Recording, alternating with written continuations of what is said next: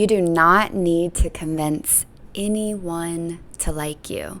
You do not need to try to be liked, to be loved, to be enough, to be desired, to be wanted. You have nothing to prove. And I'm gonna take a drink while that really lands. You have nothing to prove.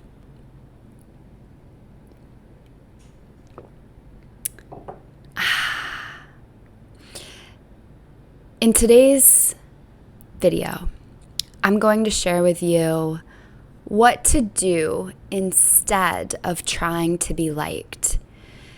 And this is one of the major keys on increasing your magnetism and becoming effortlessly magnetic, where you don't need to do anything, meaning you don't need to speak in a certain way, you don't need to accomplish something, you don't need to have any makeup on. You could be just out of a workout class, like sweaty, hair crazy from riding on a motorcycle or quad, which is what we drive here in Costa Rica, just like not looking your best, smelly, and still be so wildly magnetic. And not just magnetic to really, really incredible people, friends, romantic relationships, opportunities, abundance. So first, I want to talk about the frequency of trying. If we really tune into that word, trying, what frequency do you feel in it? Because what I feel is lack. Let's say I'm learning how to ride a bike, and I say, I'm trying to ride a bike. I'm trying to ride a bike. I'm trying to ride a bike. And years go on, and I'm still trying to ride a bike. If that language never shifts, what is that telling me? That's telling me and the world, oh, you've never learned how to ride a bike. You aren't riding a bike. You're still trying. To me, it feels almost like there's this thing that we want out here. And when we're trying, we're constantly efforting to get there. But if we stay in the frequency of trying, we will never be there. It's the same, like I'm making it very simple with the bike example. It's the same if I'm saying like, I'm trying to lift this pen. It's like, no, I'm lifting the pen. I'm not trying. And how this relates to this topic is when we are trying to be liked, whether it's conscious or unconscious, we're giving out the frequency of, I am not enough yet. I am not good enough yet in order to receive your love, your attention, your admiration, your support, your connection. Or if you're an entrepreneur, it's like, I'm trying harder to be liked in order to receive your sale, your money, your belief in my work. And that frequency of trying emits out into the universe, out into the quantum field, not enough. It's not here yet. I'm not good enough yet. I'm not worthy of it yet. So I want you to take a moment and just tune in to if there are actions that you take that are you really trying to be liked and trying to be good enough. And this is going to take you being really, really honest with yourself and really digging deep and looking at things that maybe you don't want to see, maybe you're embarrassed about, maybe you're not proud of. But this is the work. This is the work, is looking at this. And, you know, some examples of how this may show up is trying to have the perfect body, thinking that that will bring you the love that you desire. Trying to have the most perfect social media post so that people like it. and give you the connection that you desire, the sense of like, oh, I'm good enough. Trying to formulate a text in a way that will give you attention. And there's like layers to how toxic we can get. Like, one thing that just popped into my head is maybe if you're trying to get attention from someone that you have a crush on, maybe you post certain things on your Instagram story. Maybe you're trying to get them to like you by doing things to make them jealous. It can become very manipulative and toxic sometimes. And then in a more innocent way, trying to be liked can be like even putting on makeup and like doing your hair in a certain way and having certain outfits. It's really the intention behind the action, right? And what makes me really sad, to the point where I'm actually feeling very emotional just beginning to speak about it, is there's an entire industry, probably $1 billion industry, of plastic surgery. And the core underlying energy that is causing this industry to grow so much is a desire to be liked, a desire to feel good enough. And although I don't judge anyone who does plastic surgery or does this or that to try to be liked, it does make me sad that there are so many women and men too that go to such an extreme extent in order to feel good enough. And trust me, I once lived in a place where I was trying all damn day long in order to be good enough. And that's why I'm so passionate about supporting women in this way, because I no longer am in that place. But what we want to do, if you really want to be magnetic, is create wholeness from within. Because it's only when you're trying to fill a hole in your soul, that we go to these extents to try to be liked. And you can feel it in people. Like, you can even just scroll on social media a bit and you can just feel like, oh, that person's looking for love. That person's looking for attention. That person's trying to be liked.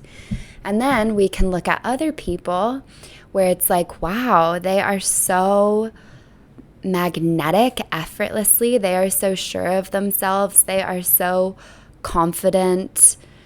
They are so fully themselves. And this is a flavor of someone who's extremely magnetic, is to be themselves fully. This can be someone with very quiet, calm confidence, if that's a big part of who they are. This can be people who are really out there and loud and vibrant, and it can be people who are very quirky. There's no one way of speaking and being in your body that is magnetic. And I think this is extremely important for me to share, because there are a lot of very, very popular coaches and influencers right now teaching women how to become more magnetic and attractive, but I don't agree with what they're teaching.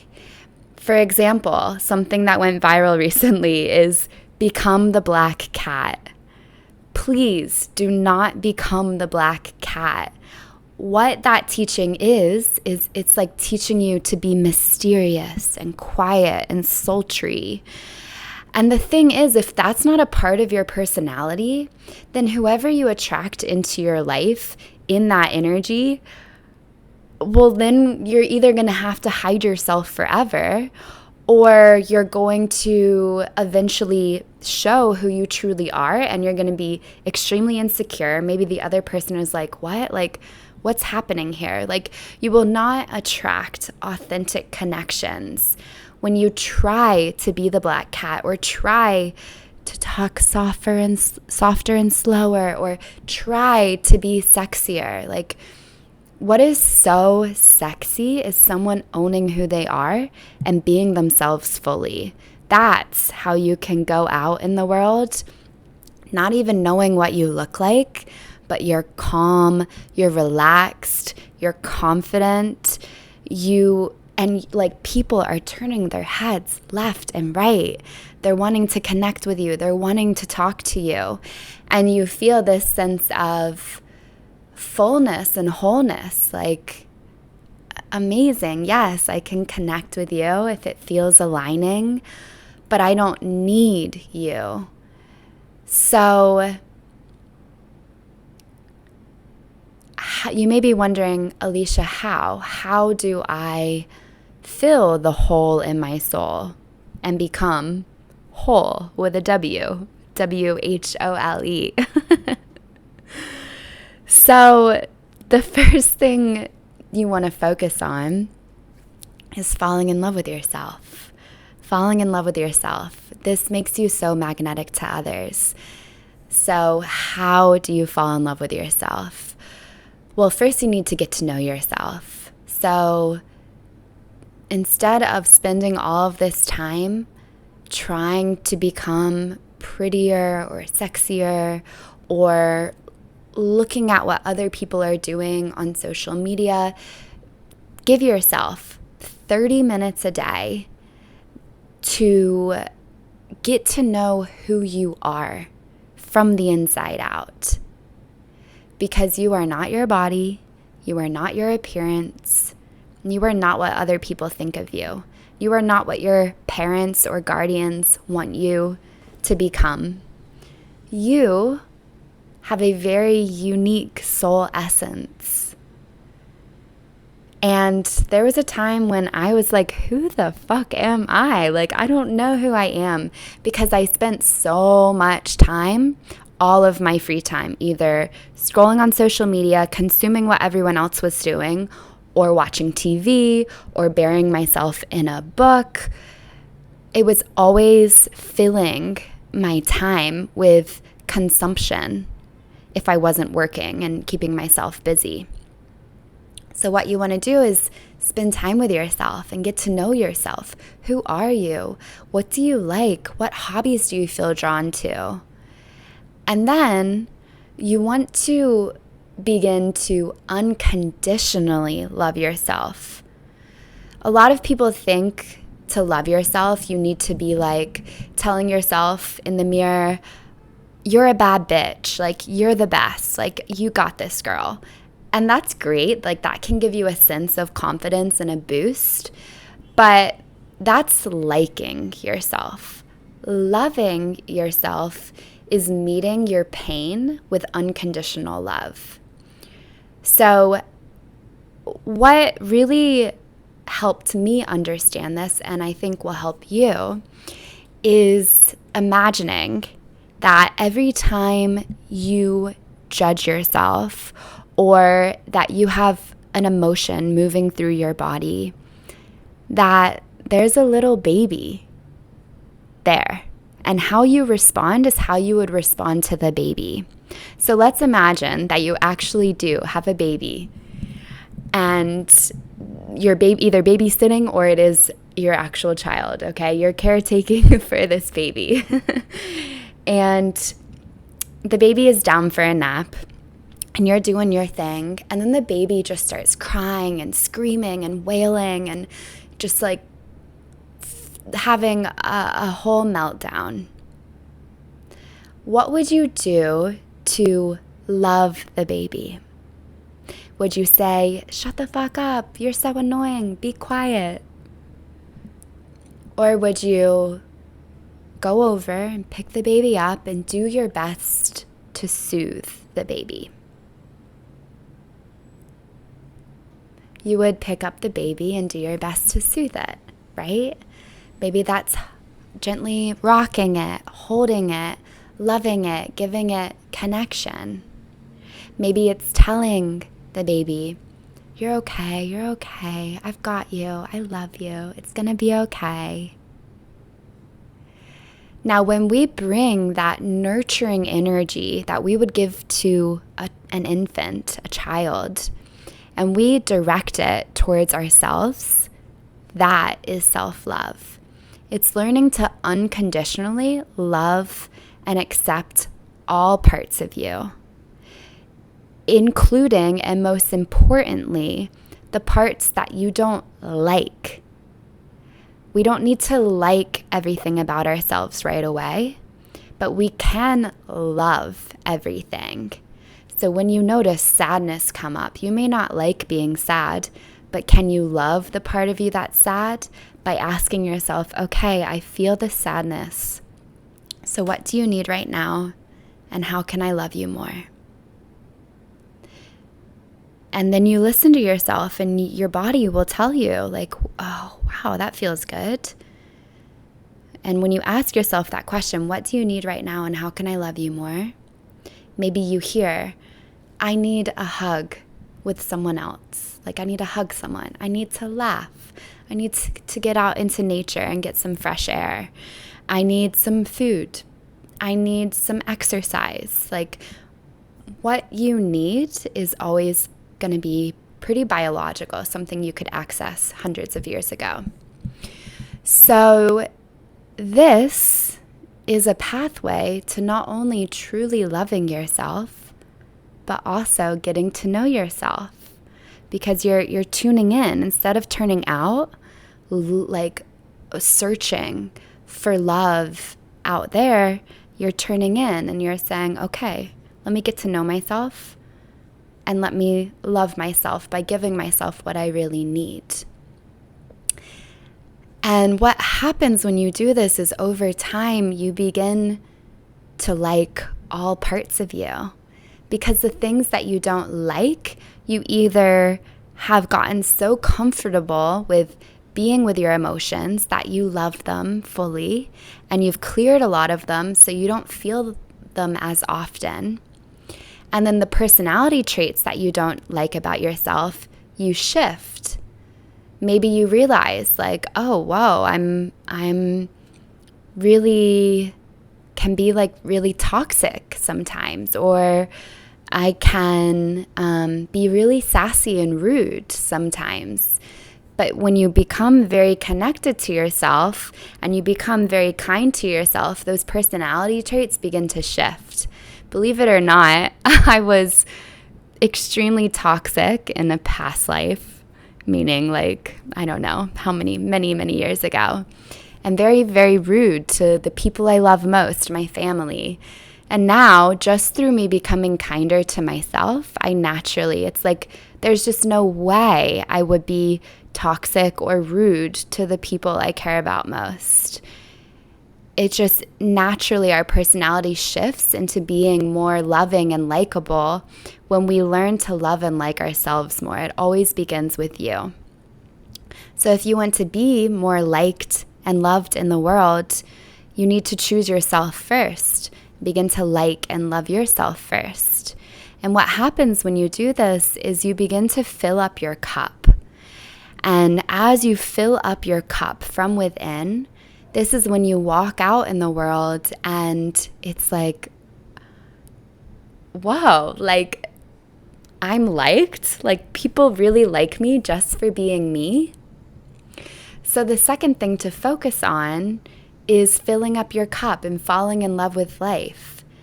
So following hobbies that you feel drawn to. Saying yes to what you want to say yes to and saying no to everything else. There is this very, very limited belief and illusion in the world that we need to be doing things that don't feel good for us. And I'm just like, that makes no sense.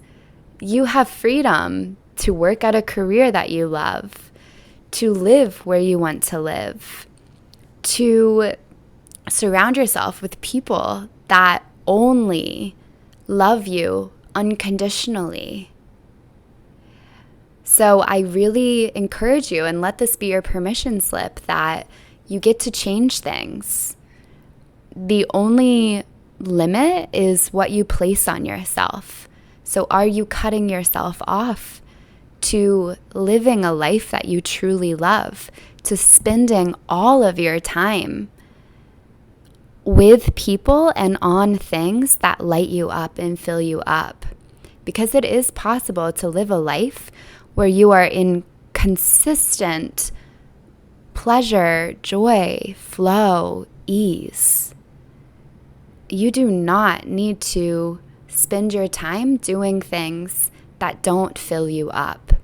I would say the only thing that could counter this is if you have children and they are your primary responsibility. There will be times when it does feel draining and depleting, but there are also energy work. There's energy work that I'm not going to dive into now, but there are subtle nuances and ways that you can train your energy system to where even caregiving is filling you up. So I encourage you to tune into what responsibilities have you taken on that are cutting you off from joy and pleasure. And will you love yourself enough to choose to change those? To choose to change where you live, who you live with, who you're dating, who you're friends with, what career you're in? I know it's scary, but is it scarier than living a life that you don't love? So the third piece is to surround yourself with people that do love you unconditionally. And, the magic in the first step of really filling your cup up from within is that these people will naturally find you. I have a very vivid memory of when I started to do this inner work, and then I began to just I would walk to a coffee shop. I was living in Portland, Oregon at the time, and I kid you not, I was shocked because left and right, people were wanting to talk to me. I'm like, what is happening? And, I was living in a city where I had moved from the East Coast of the United States to the West Coast. So I had no friends. The only person I knew there was my sister. And we just have different vibes when it comes to friendships. So it's not like I just became friends with all of her friends. So I'm in this new city. I don't know anyone. I need girlfriends. I desire girlfriends. And I just set the intention. I actually have an entire podcast episode on this titled How to Manifest New Friends, something like that. And it was so wild. I very quickly, if you want to hear the full story, go to that podcast episode. But what I will share here is the friends that I attracted. It would blow my mind because I would say something and then they would all laugh. And I'm like, wait, I'm funny? And then I would be really emotional. And I remember my friend Lauren would come over and she made me dinner and hugged me. And they were so feminine and nurturing. And I felt so loved just being myself, even in the messiness of life. And it was this first time that I really, really was able to receive love from others. And before that, I did have some girlfriends who truly loved me, but I couldn't receive it because I was judging myself so much. And a huge chunk of the people I surrounded myself with were mean and toxic and judgmental at the time. I don't know how they are now, but back then that's what I attracted and what I was available for. So find people that do love you for you. And if you don't have that right now, set the intention And then open yourself and listen to that podcast episode that I did about manifesting new friends, okay? And then the last step that I'll give you now is to stop trying.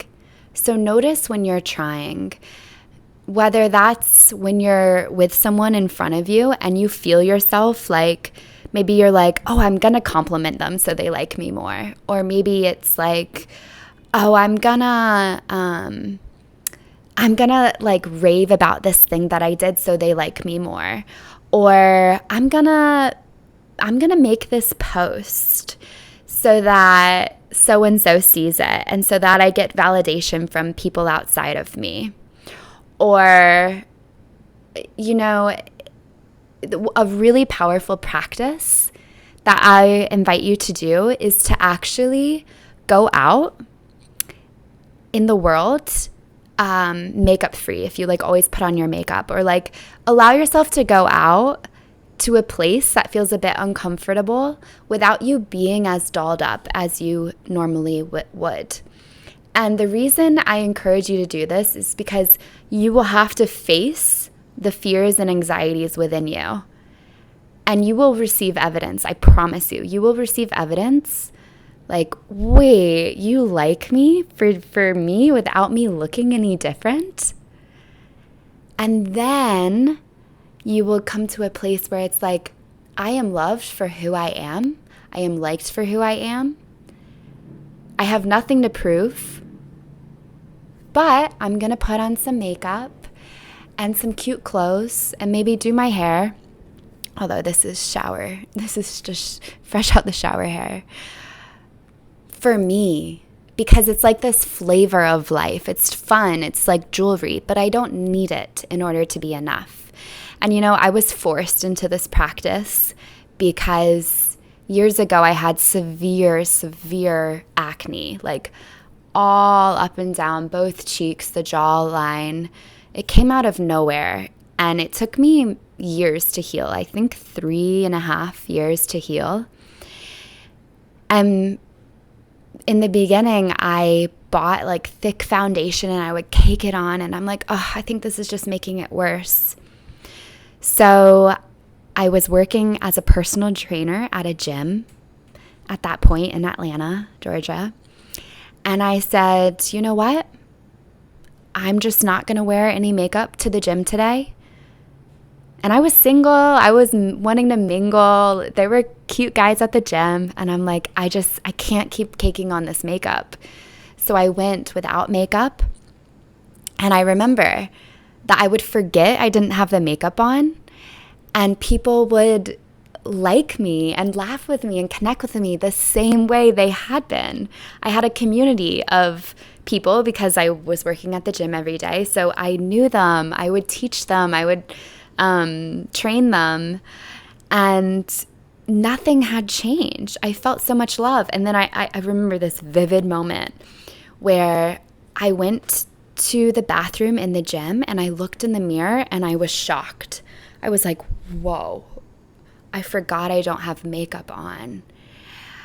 And, you know, doing that for weeks, I mean, very, very quickly, it grew my confidence, and it released this limiting belief and illusion that the way I look makes me lovable and makes me enough. And that was so healing. I'm actually really grateful for that period with acne because I had to draw on confidence from within. Although, of course, I'm glad that it's not there anymore.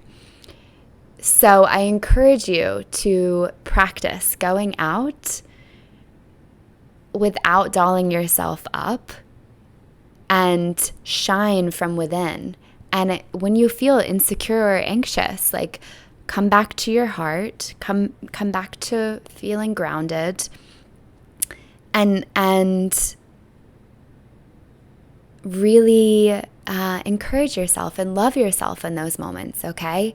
This, oh my gosh, these 4 steps, if you apply them, your life is going to change so much, because not only are you going to be effortlessly magnetic to incredible friends, relationships, men, women, people of all kinds. But you're also opening your energy field to an incredible life. Like, things beyond your wildest dreams will begin to magnetize towards you. You can use this to become more magnetic in your work. If you're an entrepreneur or a coach like me, you can just naturally, like, things will shift and beyond, the people, the opportunities, the abundance, the experiences that you will effortlessly attract. What I think and believe in my core, the best outcome out of all of it is that it is the way I feel inside. Like, the sense of security, the no longer feeling insecure or reaching for love. Like, it's this magnetic feeling of I am enough, I am good, I am whole, I am full. Like, fuck yeah. Like, it feels so good. It feels peaceful and really, really amazing. And I want to help as many people on the planet as possible feel that too. So if this was helpful for you, it would mean the world to me if you shared it with someone, if you felt like there's someone in your life that could benefit from it. We never know whose lives we're going to change by sending a video. So if there's someone coming to mind, go ahead and send it to them, and I thank you for that. And if you want to learn from me and work with me on a deeper level, there are 3 ways that I currently offer. We have my Feminine Energy Magic group program. This is a live group program that runs a few times a year. Our next round begins very soon, and applications close in a few days. There's a link to that in the description. The second is private sessions with me, one-on-one. And the third is the membership, the Abundance Embodied membership, which contains courses and masterclasses and programs, and we meet 4 times a month live. It's really magical. So there are all of the details and testimonials and links to all of that in the description. Either way, enjoy these 4 steps. I believe in you. I'm excited for you. It's just going to change your life so fully and completely. So please let me know in the comments or email me or direct message me on Instagram what changes in your life from this, because your life will change very quickly when you apply these. All right, I'm sending you so much love. Have a beautiful day, and I'll see you soon. Ciao.